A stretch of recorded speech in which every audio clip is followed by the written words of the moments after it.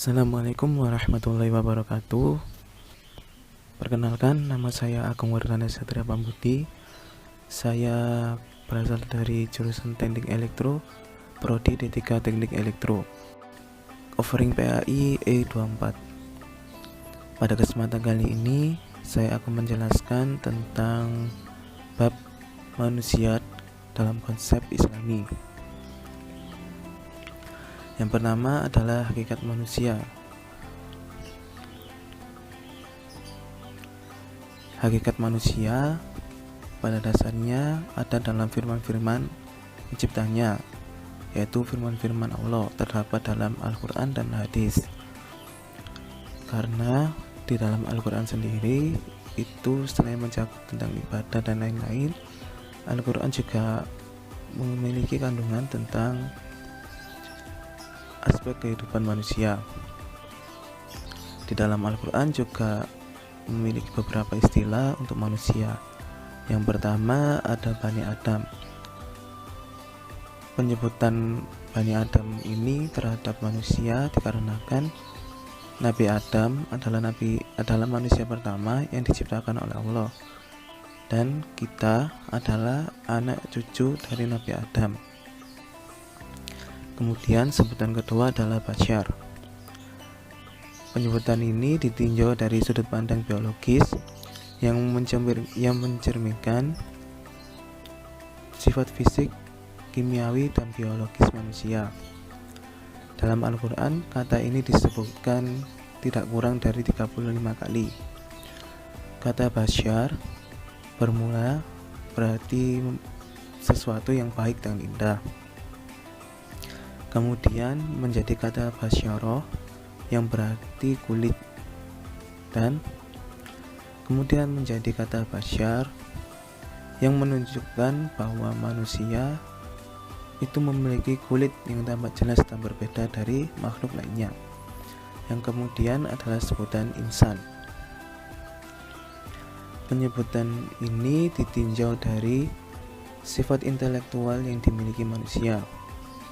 Manusia berkecenderung memiliki akal, dianugerahi akal oleh Allah Subhanahu wa Ta'ala untuk menyerap ilmu dan dipergunakan untuk menyelidiki atau meneliti yang ada di dunia ini. Dalam Al-Quran disebutkan sebanyak 58 kali. Kemudian adalah nas, sebutan nas. Sebutan ini ditinjau dari kecenderungan manusia dalam berkelompok atau saling mengenal satu sama lain. Dan yang terakhir adalah abad atau hamba.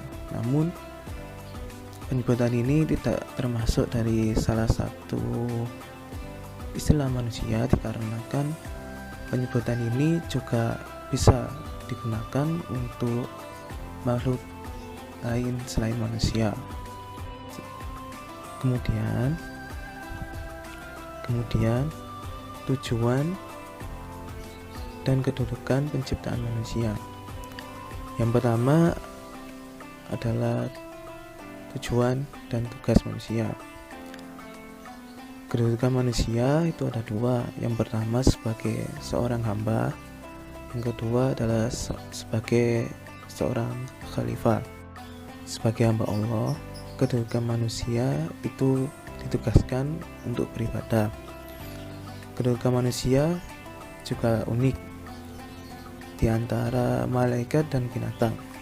Manusia dapat melebihi malaikat jika mereka taat, sedangkan dapat lebih rendah dari binatang jika mereka kufur atau tidak taat kepada Allah. Dan yang kemudian adalah manusia sebagai khalifah.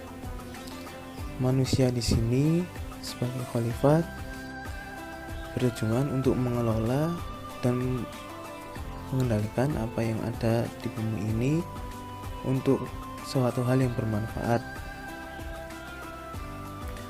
Kemudian adalah tujuan penciptaan manusia. Tujuan penciptaan manusia di sini adalah untuk beribadah. Namun beribadah di sini tidak dipandang dari sudut sempit, di mana hanya sekedar ritual, tetapi ibadah di sini juga seperti hubungan antara manusia dan juga hubungan antara manusia dengan Allah. Ibadah juga bukan sebagai beban, namun sebagai fasilitas kita untuk mendapat ampunan dari dosa-dosa kita dan mendapatkan pahala dari amal-amal yang kita lakukan. Kemudian selanjutnya adalah memahami potensi negatif dan positif. Manusia pada dasarnya memiliki potensi positif dan negatif yang ada dalam dirinya. Hal ini dapat diuraikan dari beberapa hal. Yang pertama adalah fitrah. Fitrah manusia adalah kejadian sejak semula atau bawaan yang ada dalam diri manusia yang diberikan oleh Allah Subhanahu wa taala. Kemudian adalah nafsu.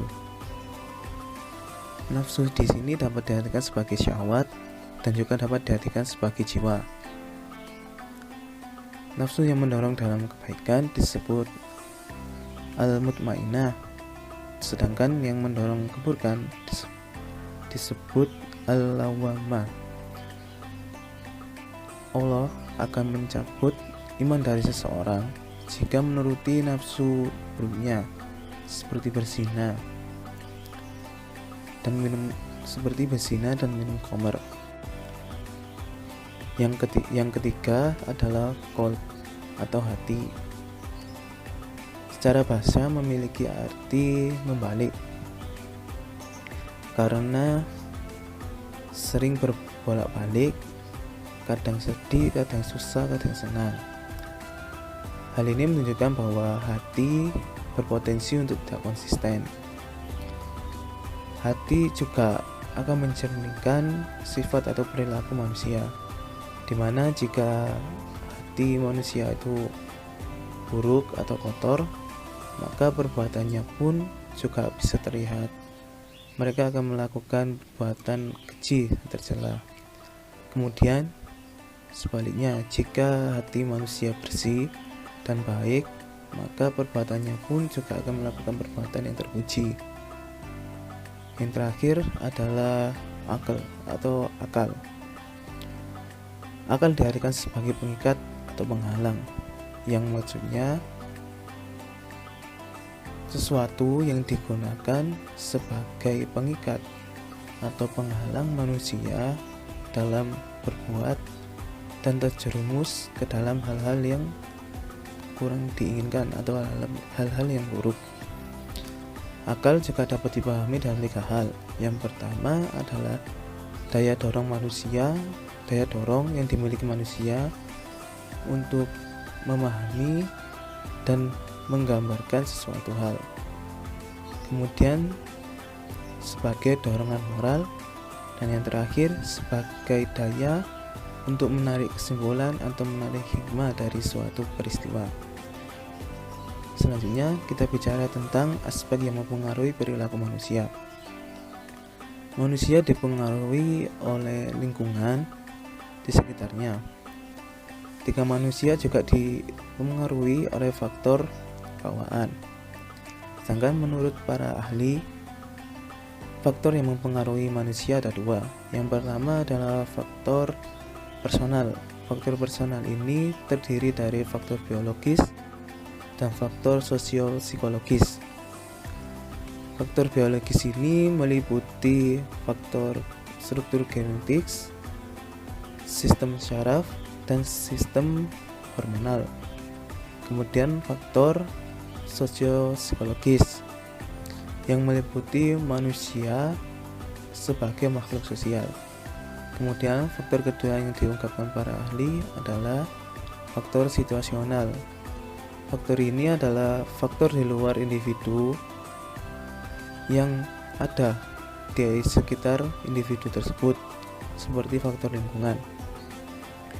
Dan yang terakhir adalah ikhtiar kita merealisasikan tugas hidup manusia. Tugas hidup manusia itu harus direalisasikan. Upaya merealisasikan ini harus dilakukan secara maksimal. Beberapa upaya yang dapat dilakukan sebagai manusia antara lain, yang pertama adalah kita harus memiliki ilmu yang memadai. Kedua, kita juga harus bertindak secara nyata, bukan hanya sekedar omongan atau pemikiran saja.